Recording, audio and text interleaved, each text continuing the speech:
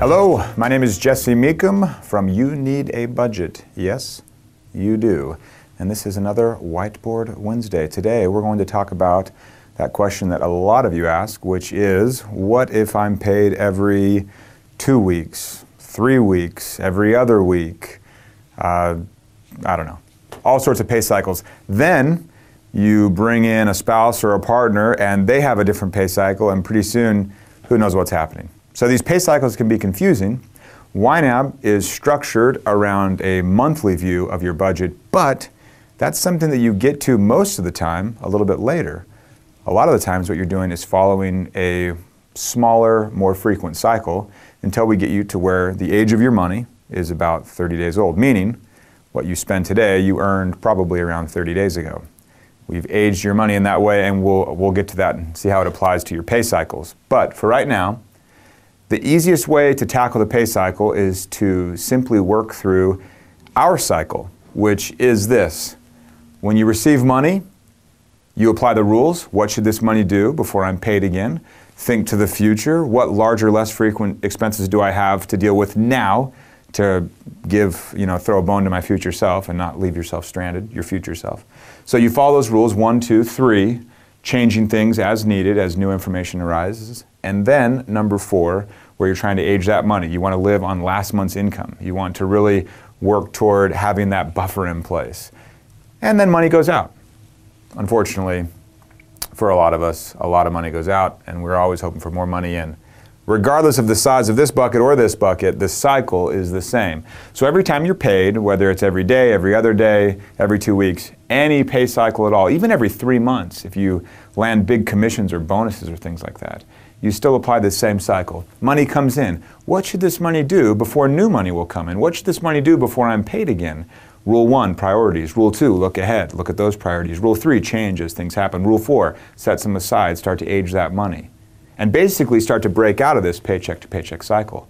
Most of you follow this, if you're just starting, most of you follow this cycle right now. A paycheck arrives and you say, okay, I know bills A, B, C, D, and E all are paid by this paycheck. What does this money need to do before the next paycheck arrives? Pays bills A, B, C, D, and E. You're doing that already.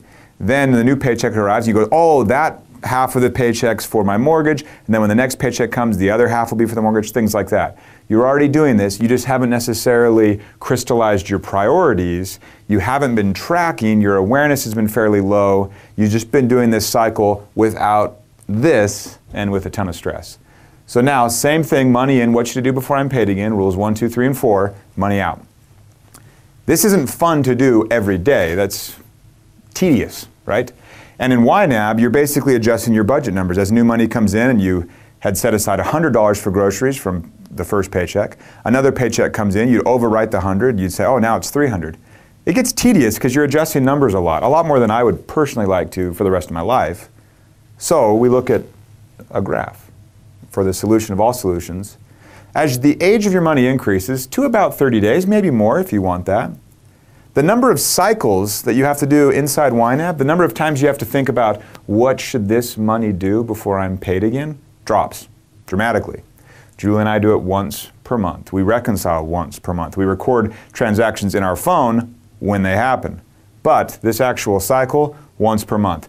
Any less than that, I start to feel like I lose grip on my priorities. I start to feel like I lose awareness.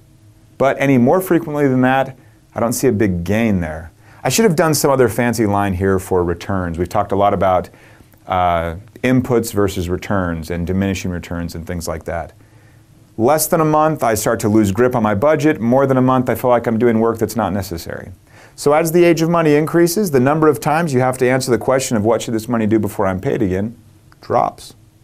And you want to be somewhere in this area. Again, as with every Whiteboard Wednesday, when you ask me a question, I will turn it around on you and say, what do you think? Because it's up to you. We have dogma in the rules. Everything else is up to you. I trust the rules to guide you, and I don't know your specific situation, but I know that you are your best financial advisor once you have that awareness up and you've laid the 4 Ynab rules on top.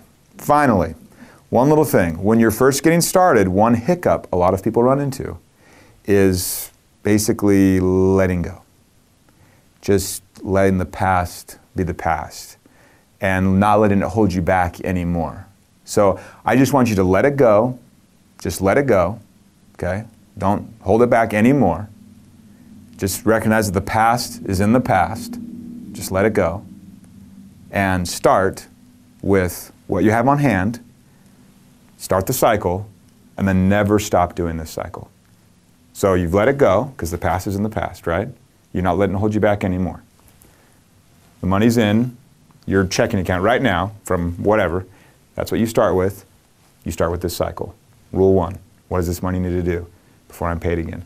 Then your next paycheck comes in. You don't worry about history. You don't import tons of data. It'll just slow you down. It's a slog.